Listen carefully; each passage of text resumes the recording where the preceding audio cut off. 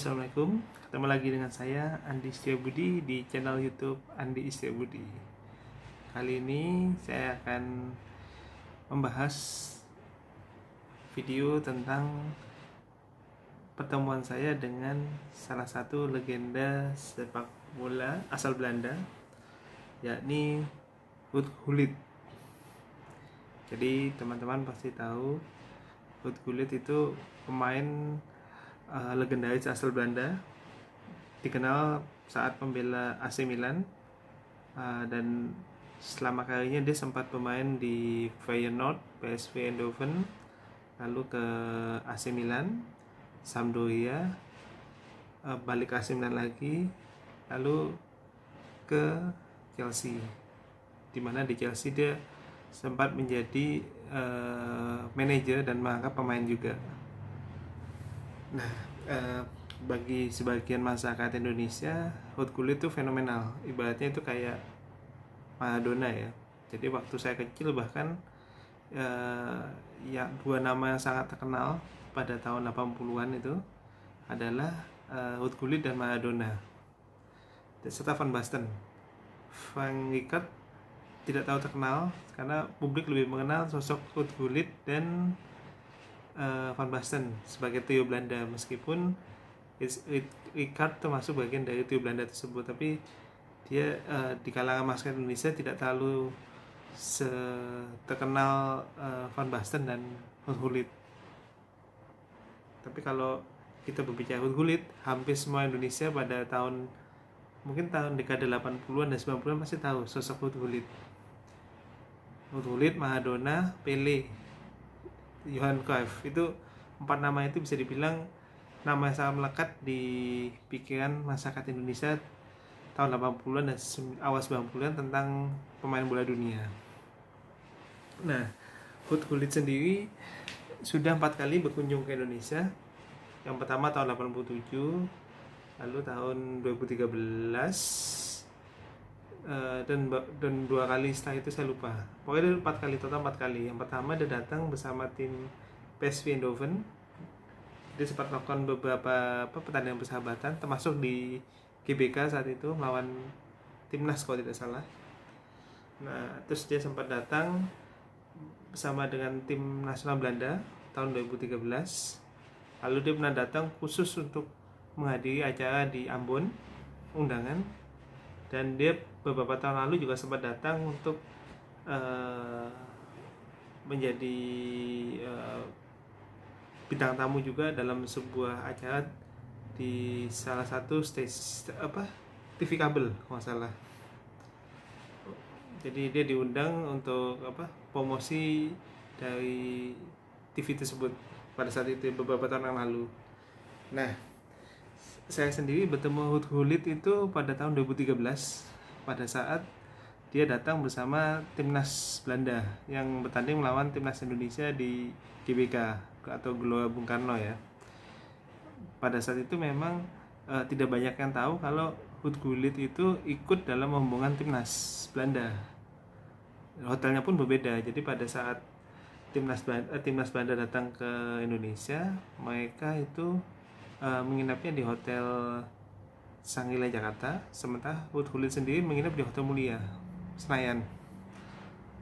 Jadi ibaratnya Ruud Gullit itu bukan bagian dari timnas Belanda, tapi dia bagian dari ofisial Federasi Sepak Bola Belanda, KNVB gitu. Namun pada saat pertandingan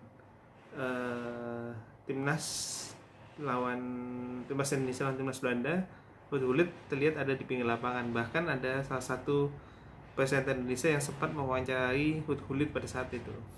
Nah, saya sendiri bertemu Ruud Gullit itu di hotel tempatnya menginap, yaitu di Hotel Mulia Senayan. Pada saat itu saya ingat saya menunggu beberapa menit ya, kurang lebih sejam kalau tidak salah.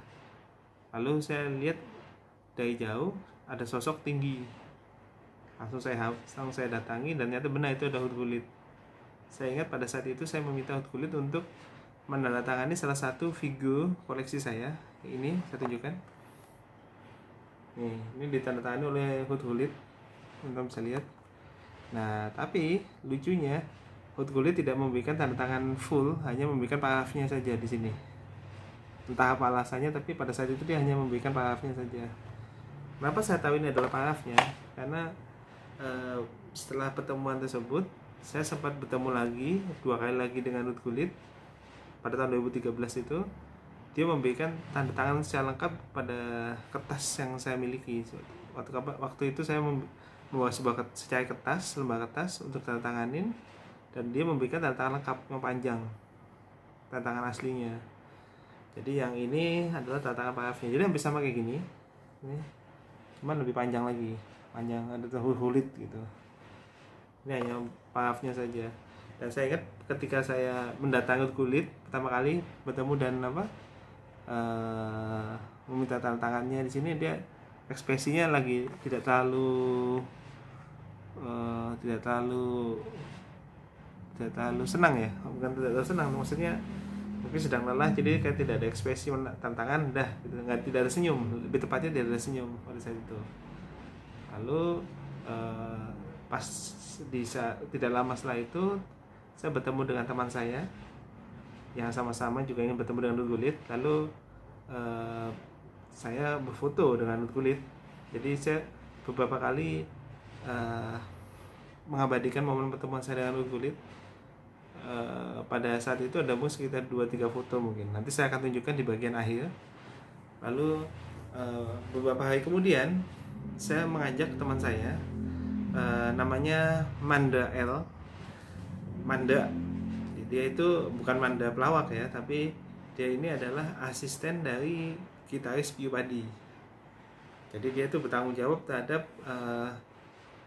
gitar-gitar yang akan dipakai oleh Piyu Padi sebelum Piyu Padi tampil manggung. Namanya Manda L. Biar teman-teman tahu, Sobat Padi pasti tahu sosoknya. Kebetulan saya Sobat Padi juga. Nah, jadi tadinya saya mengajak Manda L ini untuk bertemu dengan pemain timnas Belanda. Cuman pada saat itu karena kondisi tidak memungkinkan, akhirnya kami hanya bertemu dengan Ruud Gullit. Soalnya teman saya itu Manda L itu bilang, Mas, saya mau Mas ketemu Ruud Gullit, dia itu idola bapak saya ingat ada ngomong gitu. Terus saya bilang, yaudah yuk kita ketemu Ruud Gullit. Dan akhirnya dia berhasil bertemu dengan Ruud Gullit pada saat itu. Dan saya pun juga pada saat pertemuan itu saya mendapatkan kertas yang tadi saya ceritakan tadi itu, tanda tangan lengkapnya Ruud Gullit pada saat saya bersama teman saya Manda L itu. Gitu. Terus kami juga berfoto juga bersama dengan Ruud Gullit. Dan itulah kenangan saya terhadap Ruud Gullit.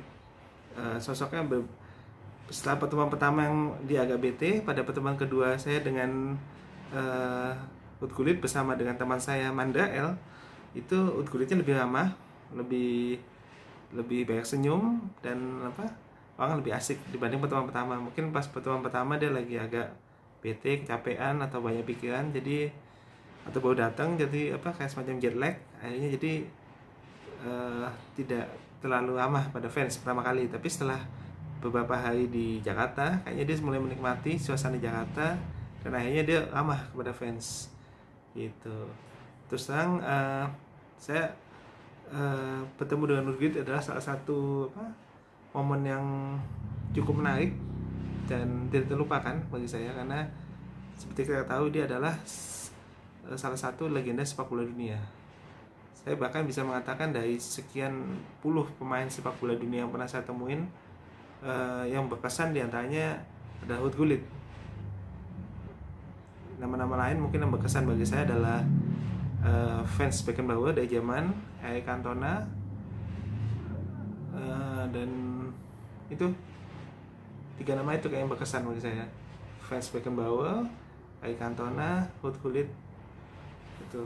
Ada satu lagi yang juga berkesan, itu saat saya bertemu dengan pelatih Sven-Goran Eriksson beberapa tahun 2018 sampai 2019 itu orangnya juga menyenangkan, sosok yang ramah juga. Jadi seperti kita jadi semacam dia welcome terhadap fans yang ingin bertemu dengan mereka. Jadi itulah pengalaman saya bertemu dengan beberapa sosok sepak bola dunia. Tapi kali ini kita akan bahas Ruud Gullit kan, gitu teman-teman. Dan Hut Gulit memang sudah seperti saya bilang sudah sempat 4 kali datang ke Indonesia, dan bisa jadi kedepannya akan kembali datang ke Indonesia. Bahkan beberapa tahun yang lalu sempat diisukan akan menjadi kandidat pelatih tim nasional di era Iwan Bule baru terpilih jadi ketua PSSI. Ada 3 nama pada saat itu, yaitu isunya adalah Luis Milla, Sintayong, dan Hut Gulit. Ternyata dipilih adalah Sintayong dari Korea Selatan. Kalau menurut saya Hut Gulit ini sebenarnya dari segi pemain dia adalah pemain yang multi talenta, berbakat. Bahkan saya pernah melihat sebuah video interview Bima Sakti, sahabat saya, Bima Sakti Tukiman yang saat ini melatih PSSI U16. Kebetulan saya kenal baik dengan beliau, dan saya pernah melihat interview, saya lupa di mana itu, antara di TV atau di YouTube apa, saya lupa. Dia pernah mengatakan kalau pada saat dia masih berlatih di Italia, pada saat Primavera itu dia sempat berlatih dengan tim Sampdoria, tim senior Sampdoria, dan Bima Sakti mengatakan bahwa si Hut Gulit ini kemampuannya sangat jago banget. Bahkan saya ingat kata-katanya Bima Sakti bilang kalau bola itu seperti menempel terus di kaki Hut Gulit, saking jagonya Hut Gulit.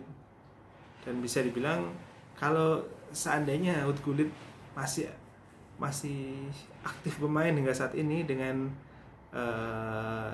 performanya dia saat itu, dengan kemampuan yang dimilikinya saat ini, mungkin dia itu setara dengan Lionel Messi kalau menurut saya. Lionel Messi dan Cristiano Ronaldo, karena memang pada saat itu memang Hut Gulit itu multi talenta sekali. Bahkan permainannya menurut saya sangat bagus dan dihormati oleh lawan karena nama besarnya.